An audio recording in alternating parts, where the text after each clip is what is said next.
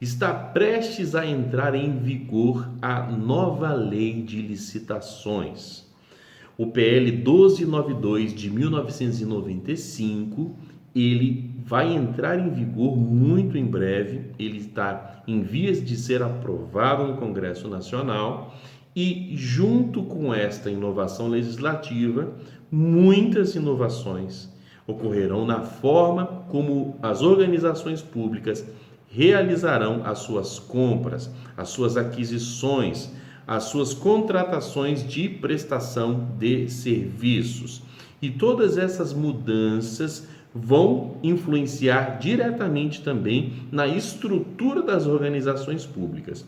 Inclusive, o objetivo desse vídeo é tratar sobre 4 grandes mudanças estruturais que as organizações públicas terão que adequar dentro dos seus quadros, dentro da sua estrutura organizacional.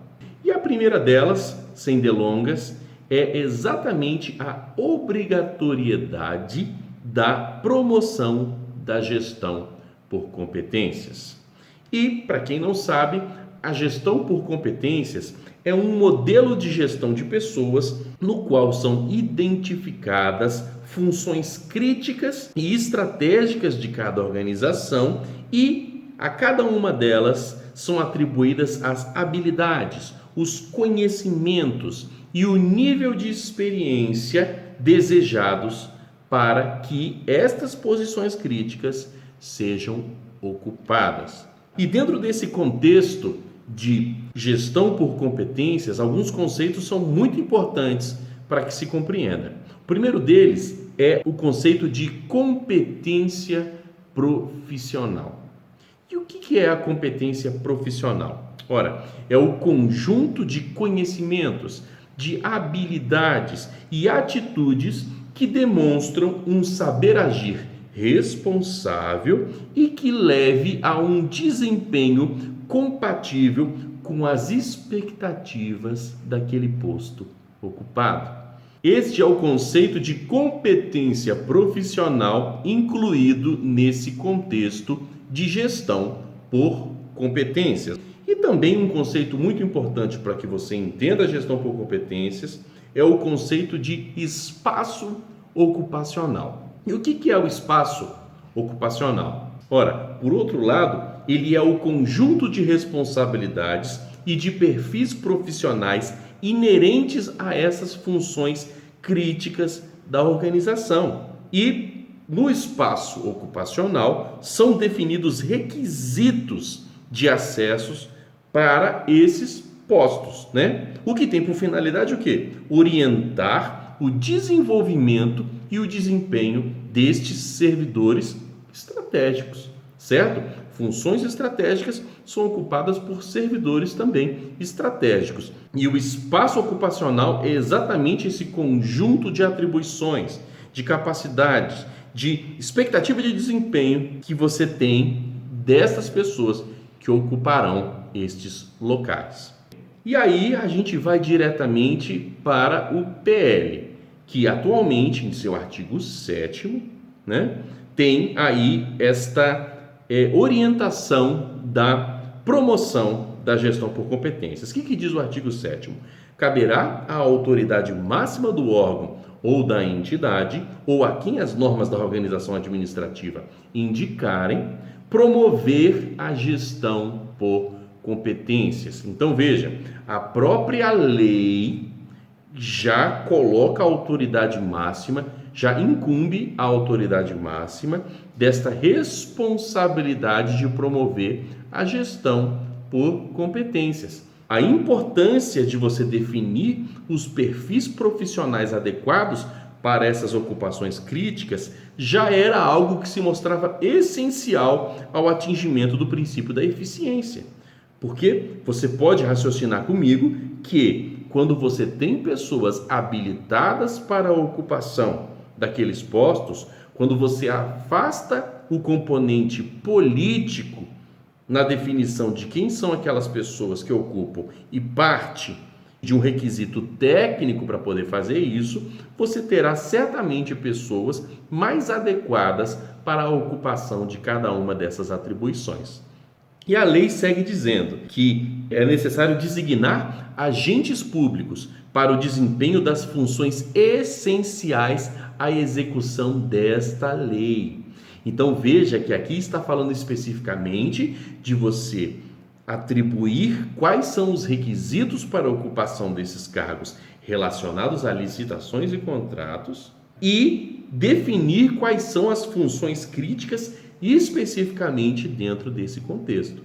Nós sabemos que a gestão por competência cabe a todas as áreas, não apenas a área administrativa de licitações e contratos, mas aqui a lei vem trazer a necessidade de se estruturar a organização, levando em consideração estas competências específicas para a execução da nova lei de licitações. E aí, na sequência, esse dispositivo traz quais são os requisitos para a ocupação dessas funções críticas dentro do contexto de licitações e contratos.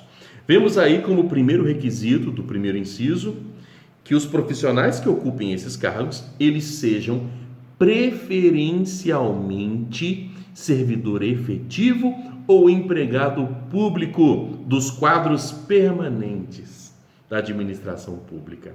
O que a nova lei de licitações está fazendo, na verdade, é retirando aquela festa, no mau sentido da palavra, que acontecia com a ocupação dos cargos comissionados por pessoas que não têm qualquer ligação com o serviço público, certo? Os comissionados que não tinham vínculo permanente com a administração pública, vínculo que decorre, obviamente, de concurso público. Tá? A nova lei de licitações prestigia o servidor de carreira, prestigia aquela pessoa que passou ali por um certame, mostrou-se habilitada para a ocupação do cargo e elas serão primordialmente o universo de servidores dos quais se destacarão aqueles que ocuparão essa função crítica. Então, o primeiro requisito é esse vínculo permanente com a administração pública do servidor efetivo ou do empregado público.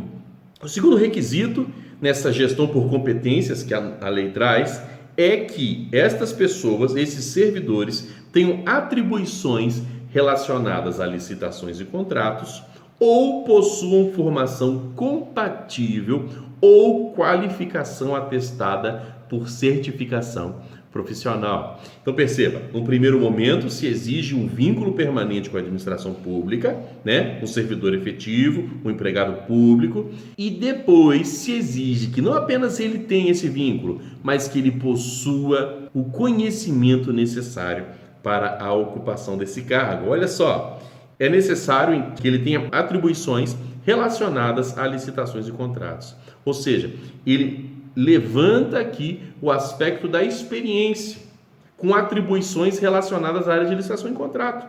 A experiência que traz o conhecimento empírico, que traz o conhecimento do dia a dia na lida daquela área, certo? Este conhecimento é posto aqui como uma competência esperada deste profissional, ou que possuam formação compatível, e aqui ele está falando de profissionais que tenham bacharelado, pós-graduação, mestrado, enfim, conhecimentos apropriados relacionados à área de licitação e contratos. Olha só, e ele fala também de qualificação atestada por certificação profissional. Nós já falamos aqui em outros momentos do meu canal a respeito da capacitação contínua. O TCU vem exigindo que o servidor que trabalha na área de licitações e contratos, ele não pode parar de se capacitar. Ele tem que estar o tempo inteiro fazendo cursos, participando de seminários, para que ele possa estar sempre reciclando o seu conhecimento. E vem aqui a norma agora e fala exatamente a mesma coisa. E ela fala até um detalhe, que essa certificação profissional, ela tem que ser emitida por escola de governo, criada e mantida pelo poder público.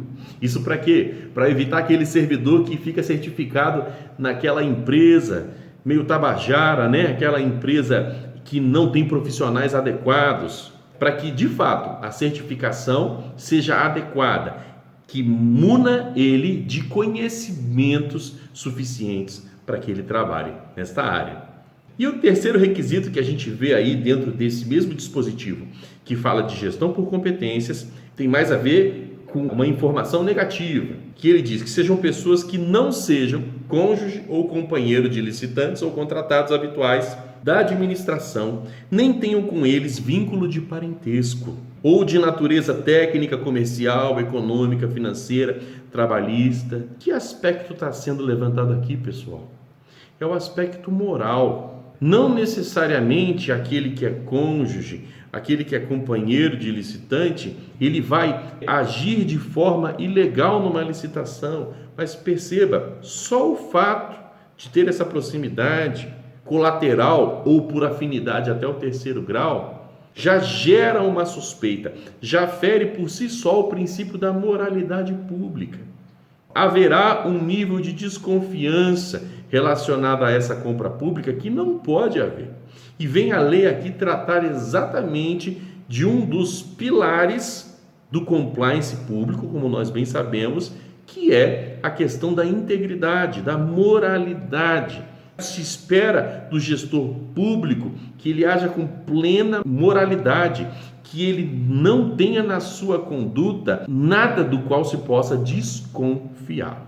Então vem a norma aqui e já retira totalmente a possibilidade de que esse agente público que ocupe função crítica dentro de uma organização, que ele seja cônjuge ou companheiro de licitante ou contratado. E ao mesmo tempo que ele não pode ter, além desse vínculo familiar, um vínculo de natureza técnica, comercial. Imagina, essa pessoa ocupa uma função estratégica, mas é sócia de uma empresa que licita com a administração. Ora, a gente vai ter certamente aí uma quebra de diversos, não apenas o princípio da moralidade, mas de diversos princípios atrelados à administração pública.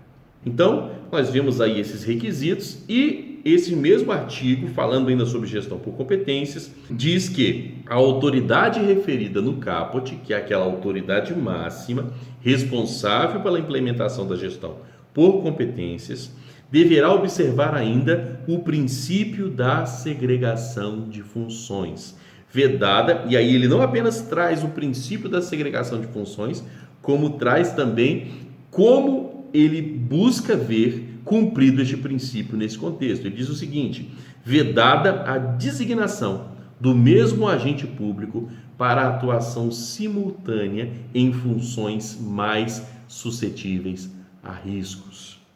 A lei está buscando impedir aquelas situações em que o agente público ele participa de várias atividades relevantes dentro do mesmo processo de trabalho. Não há instância de conferência, não há aquele outro servidor, aquele outro setor ao qual seja permitida uma reanálise sobre a situação. Estamos falando aqui de controle interno administrativo. Quando a gente fala de risco, a gente fala de gestão de risco. E quando a gente fala de gestão de risco, a gente está falando a respeito da implementação de controles para mitigar, para diminuir esses riscos a um nível aceitável. E quando você segrega funções, quando você permite que haja instâncias de conferência, você traz maior segurança para o seu processo, para a sua atividade. E neste contexto de licitações, isto é extremamente importante. E é exatamente sobre isso que fala o parágrafo 1º desse mesmo artigo 7º, que fala de gestão por competências. O parágrafo 2º, ele traz também esta necessidade de aplicação da gestão por competências no contexto também do assessoramento jurídico e do controle interno da administração. Para estas duas unidades essenciais ao funcionamento de qualquer órgão, nós temos também a exigência legal de que se definam as competências, as habilidades, a experiência mínima para que se ocupe esta posição. Todos sabemos da gravidade de um parecer jurídico mal feito. Todos nós sabemos a gravidade de uma auditoria inatuante. Então, para que isto não aconteça, para mitigar esse risco, é necessário se definir competências para a ocupação dessas posições. Então, esta obrigatoriedade de promoção da gestão por competências seria a primeira grande mudança estrutural que a nova lei de licitações trará para todas as organizações. E a segunda grande mudança estrutural, a meu ver, que a norma traz, é a criação do agente de contratação. Este personagem dentro de uma organização, ele terá muitas responsabilidades. E é o artigo 6º do PL 1292 que traz o conceito do que será o agente da contratação. De acordo com o PL, o agente de contratação é a pessoa designada pela autoridade competente entre servidores efetivos ou empregados públicos da administração. Veja aqui de novo a lei prestigiando aquele que tem um vínculo permanente com a administração pública.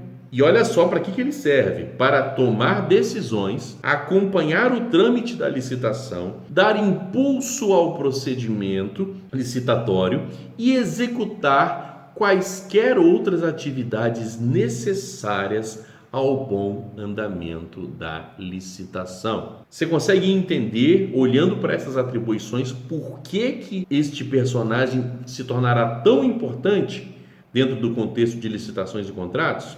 As atribuições que lhes são passadas por meio da lei são basilares dentro desse contexto de licitação pública. Tomar as decisões, acompanhar o trâmite da licitação, dar impulso ao processo administrativo, zelar para que ele esteja em movimento, para que ele não fique parado em determinada área, para que ele seja instruído corretamente. Então perceba que sobre ele recaem muitas responsabilidades. E isso fica ainda mais evidente quando no artigo 8º do PL você vê o seguinte: a licitação será conduzida por agente de contratação. Então, isso que eu falei, ele é responsável por essa condução. E nós sabemos, nós que trabalhamos na área de licitações e contratos, nós que trabalhamos dentro da gestão, que esta função não é pouca coisa. Parágrafo 1º do artigo 8º do PL diz que o agente da contratação, ele será auxiliado por equipe de apoio e responderá individualmente pelos atos que praticar. Olha só que responsabilidade, meus amigos. O agente da contratação, ele vai até ter uma equipe de apoio. Essa é a primeira parte do parágrafo 1º. Ele vai ter uma equipe de apoio, ele não vai estar sozinho nessa missão. Mas olha só, ele vai responder individualmente por aqueles atos que praticar. Então, isso aqui dá um nível de responsabilidade muito alto para esse agente. Lógico. E aí a lei traz essa ressalva por escrito para que não fique nem subentendido, para que fique explícito de uma vez. O agente responderá individualmente, salvo quando induzido a erro pela atuação da equipe. Então, quando restar comprovado que a equipe de apoio foi quem gerou algum ato passível de responsabilidade, este agente da contratação, por óbvio, não vai responder por uma atuação que não é sua. Quando a gente segue adiante no artigo 8º, a gente vê no artigo 8º que está falando sobre o agente da contratação, que é este novo personagem, né? O parágrafo 2º diz que em licitação que envolva bens ou serviços especiais, o agente da contratação poderá ser substituído por uma comissão de contratação. Ok? Então a lei, corretamente a meu ver, ela retira da responsabilidade do agente de contratação, de uma única pessoa, a responsabilidade sobre a contratação de bens ou serviços que sejam complexos. Especial aqui, certamente é no sentido de complexas. E aí, nestes casos, a lei traz a figura da equipe de contratação, que aí a própria lei diz que será formada por, no mínimo, 3 membros que responderão solidariamente. Olha aí, a divisão da responsabilidade.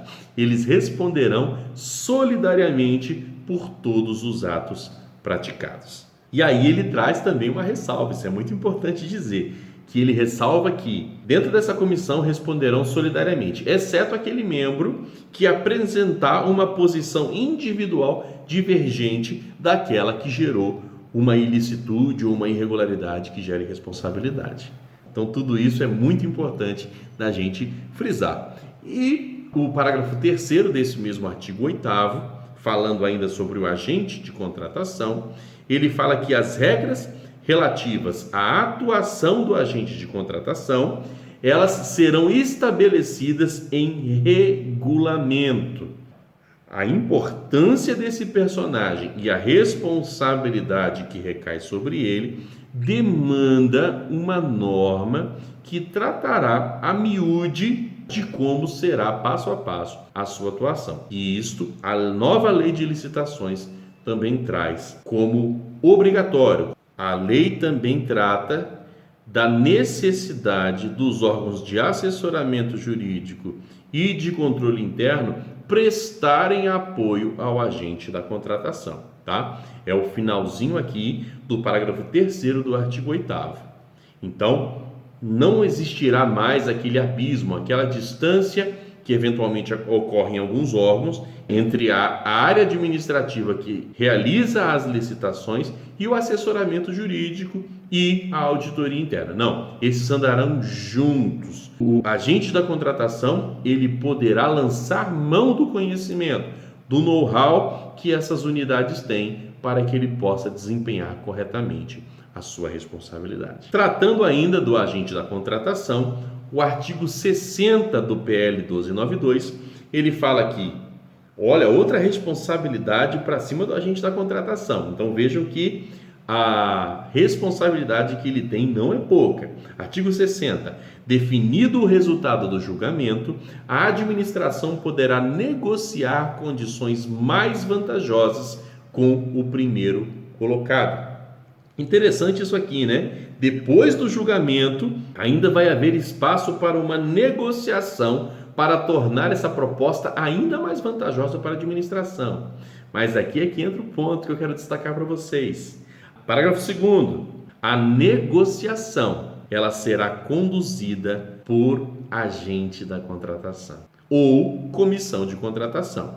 E aqui nós já diferenciamos, né? Será o agente de contratação nas contratações comuns, ok? De bens e serviços comuns, e a comissão de contratação quando nós tratarmos de bens e serviços especiais.